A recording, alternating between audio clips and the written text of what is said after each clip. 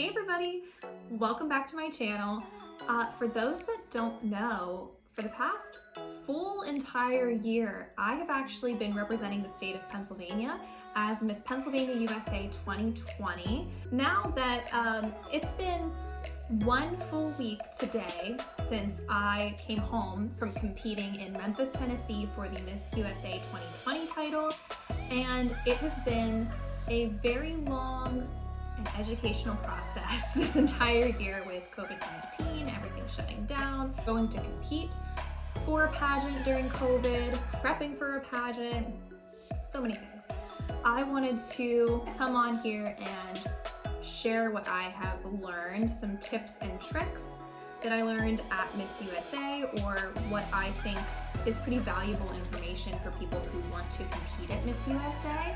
So let's get started. The number one thing that was huge this year is learning how to do your own hair and makeup. Usually there are hair and makeup artists at the pageant, but even on a day-to-day basis, you're doing your own hair and makeup. The hair and makeup artists are really there for preliminary and finals nights, from my understanding. This year with COVID, there were really no hair and makeup artists allowed. They had a handful on those competition nights just for touch-ups. So throughout the entire week, but also for the competitions, each girl was required to do her own hair and makeup. I was really fortunate to have taken a lot of hair and makeup lessons over the years. Shout out to Austin Ride. He is amazing and taught me how to do everything that I know. But that was a big challenge for a lot of the girls, and an expense that a lot of people weren't necessarily ready for, to buy all the professional makeup, pay for lessons. So just something to keep in mind going forward. Not sure what 2021 is going to look like. Even if they have hair and makeup artists for the competition, still on a day-to-day basis, you're doing your own hair and makeup for the day in your hotel room before going downstairs for breakfast. So it is so important to know how to do your hair, know how to do your makeup, know how to do different looks, be able to be versatile. So just keep that in mind, because that was huge. Number two, Band-Aids, moleskin, foot tape in general is a must.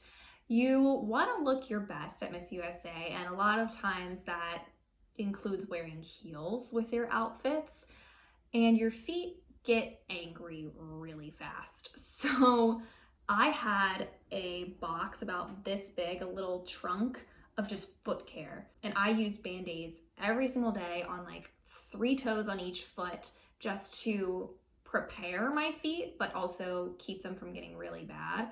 The competition shoes this year were actually really great. They were all open-toed, so I didn't have that problem with the competition shoes per se, but it was like my personal wardrobe that was just killing my feet.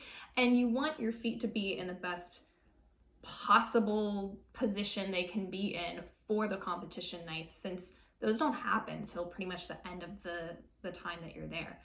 So Band-Aids, foot tape, moleskin, anything cushiony, like bath salts if you want to soak your feet. You just go with a lot. Number 3 is being flexible. Basically, when we woke up each day, we knew what time we had to be ready out in the hallway to go to breakfast, but most days I had absolutely no idea what I was doing after that. I knew what time breakfast was, and that was it. So it's really important to be flexible. There was this one day that I was told at rehearsals that when rehearsals were done, I was going to go eat lunch, and then I had like 20 minutes to get ready for a photo shoot downstairs in one of the restaurants. And I was like, cool, I haven't gotten to do much lately, so I'm really excited. And my roommate and I stayed with West Virginia, Charlotte Bellotti. Shout out to Charlotte, love you. She was the best roommate. We stayed together and we both ran upstairs to get ready to go back downstairs to this photo shoot. And as we're getting ready, we had like 20 minutes or so, and there was a knock on the door, and it was a MUO production team saying that they were coming for our shoot in our hotel room right now. And we were like, no, we have a photo shoot in 15 minutes downstairs in one of the restaurants. And they were like, no, you don't. We're like, yeah, we do. So they had to call our supervisor and get everything straightened out. There was some disconnect in communication, and they were like, okay, you're canceled for that shoot. We're gonna, shoot you right now in your hotel room, talking about your skincare routine. And they started setting up lighting and cameras. Our room was a wreck because we hadn't been there for like a week. It was great, it was fun, it turned out beautiful, but it was unexpected to say the least. So it is incredibly important to just be so flexible the entire time you're there, because things will get added last minute, things will get taken away, things will change. Just be flexible.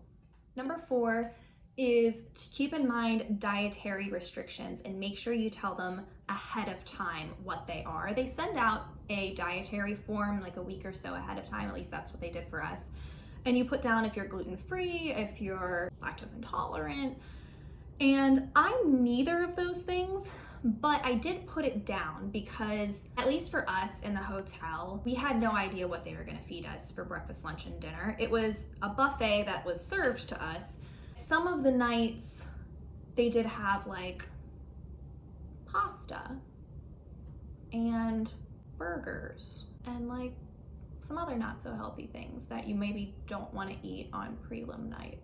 It was important to note your dietary restrictions because on those nights that they didn't have healthier options, they had separate boxed lunches, breakfasts, and dinners for the people that had those dietary restrictions. So while everybody was trying to eat like lasagna, I don't even remember what it was something pasta and carby, I had a separate meal with grilled chicken, broccoli, and quinoa, which made me feel a lot better.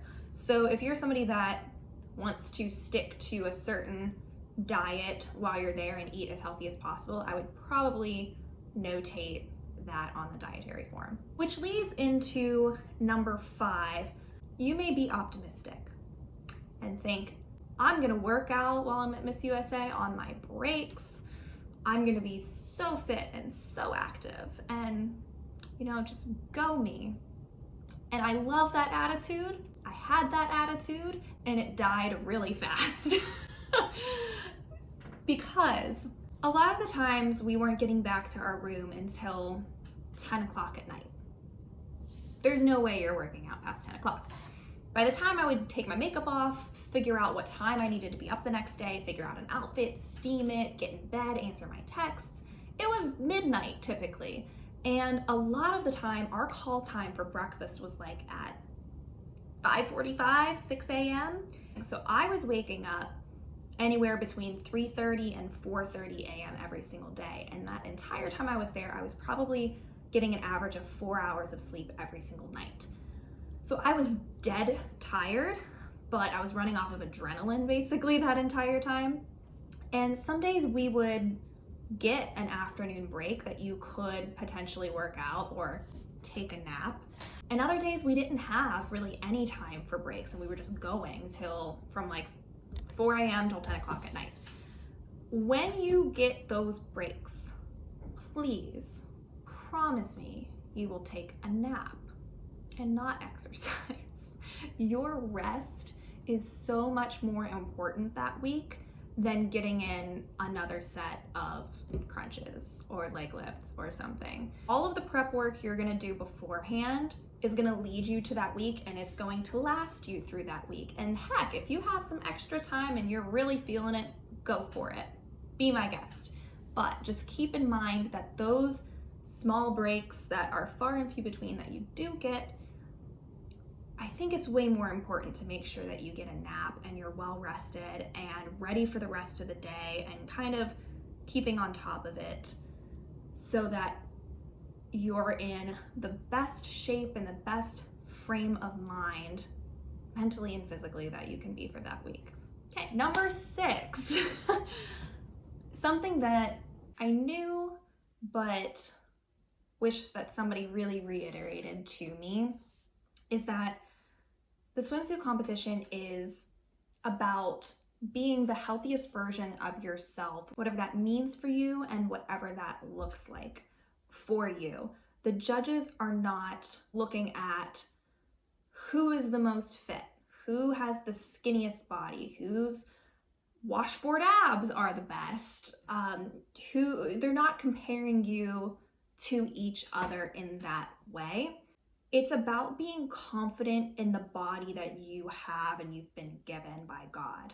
And I even had asked a couple prior Miss Universe judges this year what they looked for in swimsuit. And they told me the same thing, that they weren't looking at how much cellulite the girls had or if their thighs jiggled a little bit too much. They were looking at the confidence, the stage presence, the persona that you had on stage. If that girl was looking like she's having the time of her life, and if she was just fabulous and so confident and having a ball, that's what resonated with them. And I knew that going in, but I still put a lot of pressure on myself to be in the best shape that I could be, which is fine, just do it healthy. I did not take photos of my body. I did not weigh myself this entire process. I did not take measurements. If you ask me what my measurements are right now or competition week, I have no idea, because that's not what was important to me, and it's not important to them either. What is important is that you feel the most confident you've ever felt on that stage in the body that you have. And if you do, that's going to resonate with them. And that kind of leads into my next point. There isn't a mold that the judges are trying to find a person that fits perfectly into that mold to make them the winner. No. Every single year, each winner is completely different than the last. Their stories are different, where they come from, their passions, their body type, everything is so different. And I think a lot of us get into a mindset thinking that we have to be this certain type of person or do all of these things or be this certain way, and then maybe we'll win and we'll be the person they want us to be. When in reality, they want you to be exactly who you are. And at the end of the day, whether you try to be what you think they want you to be, or if you try to be the best version of yourself, you may not place either way.